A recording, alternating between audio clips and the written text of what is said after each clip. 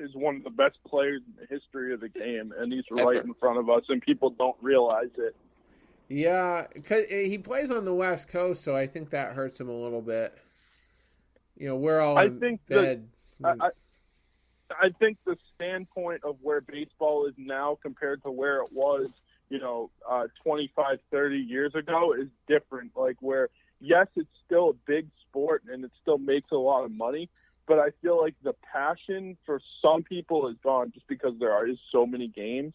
So people, kind of have more of an appreciation for their hometown team, and they watch their hometown team, and that's it. Right. And I think that's where baseball it kind of hurts baseball. Where it's more like hockey now, or actually, I would say it's more like hockey in the playoffs, where people, you care about your team, but you don't really care about the other teams that are going on, and that's kind of what's going on in baseball today. Yeah, it's regional, I think, is what you're getting at. People tend to stay inside the region. Oh, and with Trout's like not anything just flashy. Trout's like white bread.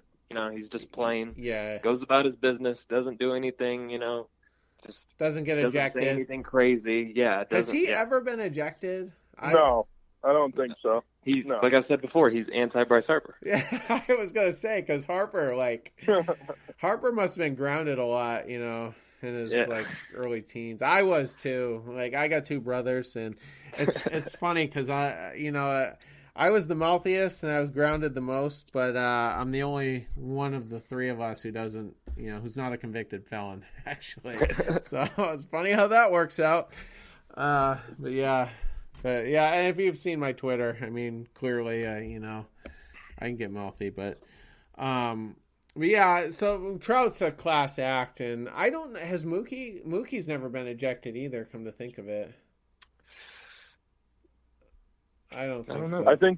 I honestly think that's a dying breed of a baseball player that gets ejected.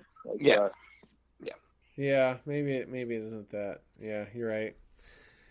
But there'll always be a couple on a team. Always. Yeah, I mean, who on the Red Sox? Yeah. Pedroia would get ejected for sure. He does it a lot. Yeah, he gets a little amped up. I feel like Benintendi, if an umpire was pissing him off, he would kind of do that. He gave an umpire a look the other night, and I was like, Benny, don't look at it like that again, please. Yeah, well, remember the no-hitter, and it looked like he was initially safe. Yeah, that was he's got a little bit of a chip on his shoulder, and it might be a good thing. I don't know, but I'm noticing it more this year than any other.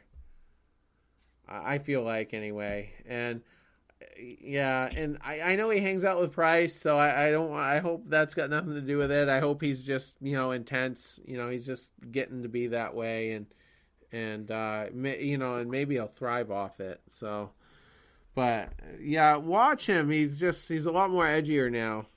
I feel like. I'd like to know who the leader is of the Boston Red Sox. It's Price. Oh, it's Price. Oh, God. Oh, that's the worst thing that you could have ever said. Do you really think it's Price, or you think it's someone like Kimbrel or Sale? I feel like Sale's too quiet. Yeah. He's just kind of minding his own business. Yeah, if he stays away from like the scissors and they don't try to put him in a goofy uniform, I feel like he just kind of blends in. But that's an excellent question, Tyler, because a lot of people assumed it would be Pedroia, but I really think after the Eckersley thing, it's Price, especially when Pedroia is a fake leader. Oh, he sure is. Fake leader. He sure is. Yeah. I can't stand him, but yeah, there goes half the audience. But and they're gone. But I just see with Pedroia, I'll always appreciate what he's done on the field, and I take nothing away from him in that regard. I mean, very few people in the history of our franchise have put so much onto the field, so I'm going to give him that. But his attitude, though, is just a little over the top for me. And going back to the Bobby Valentine year, I didn't like the way he handled that Kevin Youkilis blow up. Where he publicly called his manager out.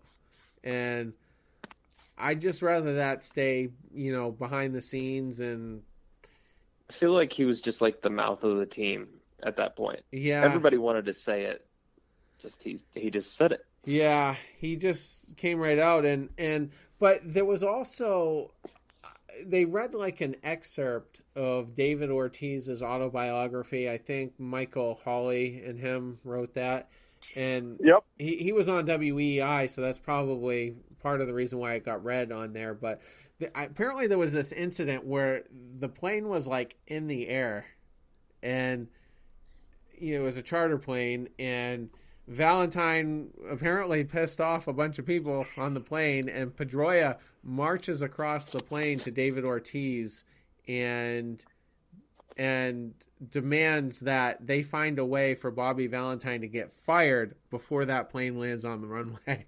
So there was a lot of mutiny going on, behind the scenes. That was a weird year. Yeah, and do you remember the situation where Valentine was asleep in his office and then Pedroia and someone were like taking selfies next to him sleeping? It was like, that's like, yeah, like, I don't know. Let's just call that one the lost year. Yeah. That one didn't happen. Right. Yeah. And David Ortiz said that was the worst year of his career because they were so bad on the field, and I guess he had, some personal stuff off the field, and I think he was injured quite a bit even that year.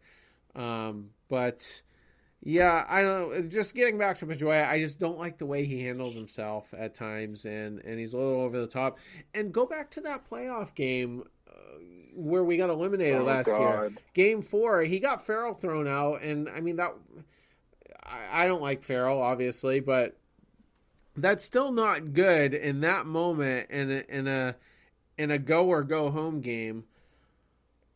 You don't want your team, freaking out and losing their minds. You want them locked in, rolling situations like that off their shoulders and just focusing on what needs to get done. And Pedroia has this epic meltdown. Farrell goes out and saves him and kind of gets tossed, which actually ended up being his last act, as a Red Sox manager. And I just think... I was at that game. Those pitches were like 4 inches off the plate. It was ridiculous. Yeah. And they had the bases loaded with nobody out and didn't score because of that. Yeah. So, I mean, we'd probably be talking about us losing in Game 5. Yeah. Getting eliminated one game later. Yeah, but I mean, I guess at least we pushed it to Game 5, which is basically a Game 7. Right, because, I mean, who was going to pitch that game? I mean, you already burned through Sale and Price. Well, Price wasn't going to start, but Sale already pitched, a few innings, and I don't know, maybe Pomeranz, I guess, right? Yeah, Pomeranz. Oh, God. Yeah. Yeah, Pomeranz would have been the guy. Yep, and, yeah, so I don't know. So is Rafael Devers like the offensive equivalent of Jackie Bradley Jr. now? Well, we were going to get into him. Yeah, we may as well just dive into it. The one thing about him that kind of keeps his head above water is a lot of his hits come in high leverage situations. He was up there in RBIs. I'm trying to see if he's... Yeah, I don't have a problem with his hitting. It's like...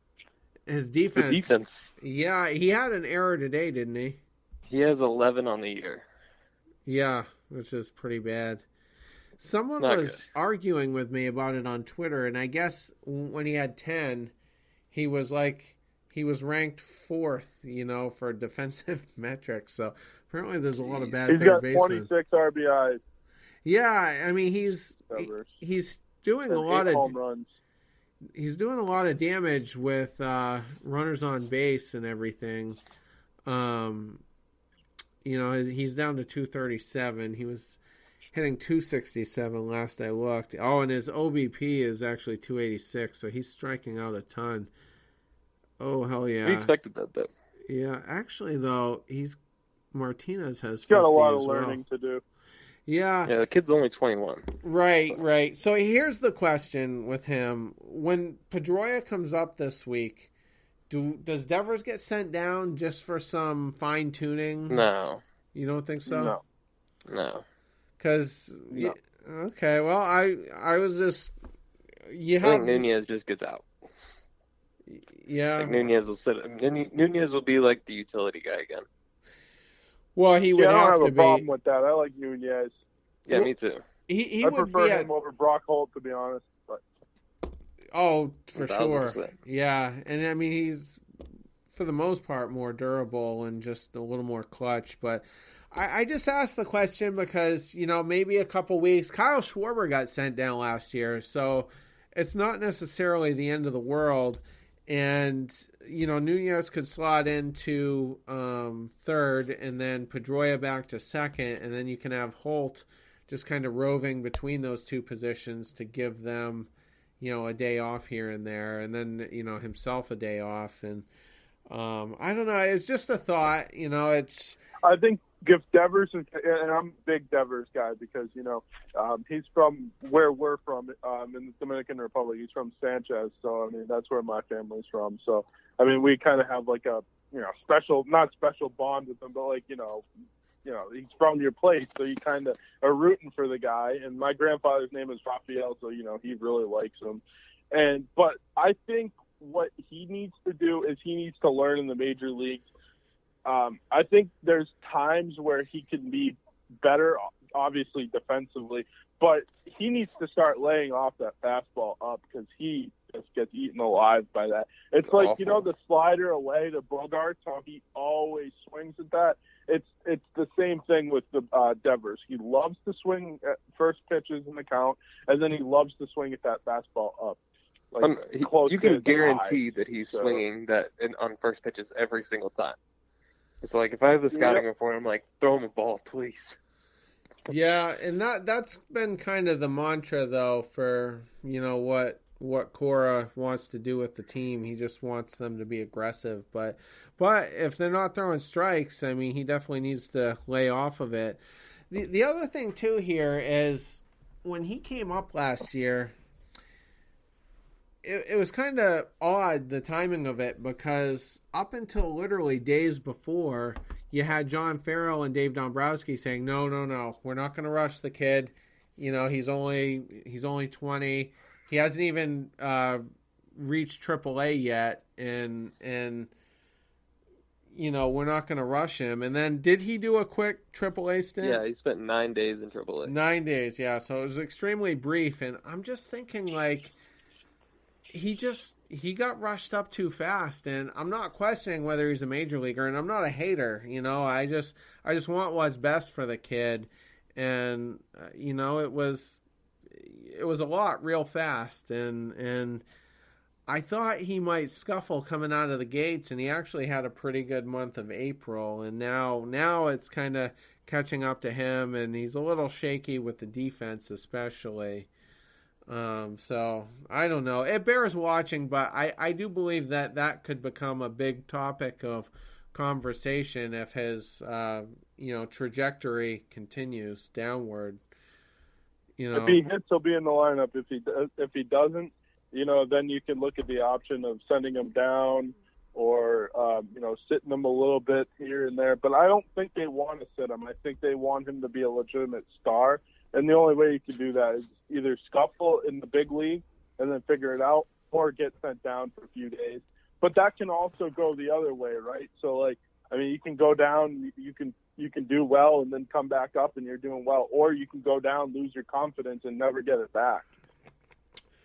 Yeah, I don't feel that way with him. I know exactly what you're saying, though. I mean, Will Middlebrooks might be a good example of that. Yep. Yeah, I really have a lot more faith in Devers, but we'll see. It bears watching. I mean, we got to see how Pedroia slots in, where he slots in, and then how much they want to utilize Nunez as well. And Nunez is, has heated up as well, I believe. Let's see. Oh no, well he's down to 241. Let's see what he looks like in the last. I wish that we could just mash Jackie and Devers into the same person.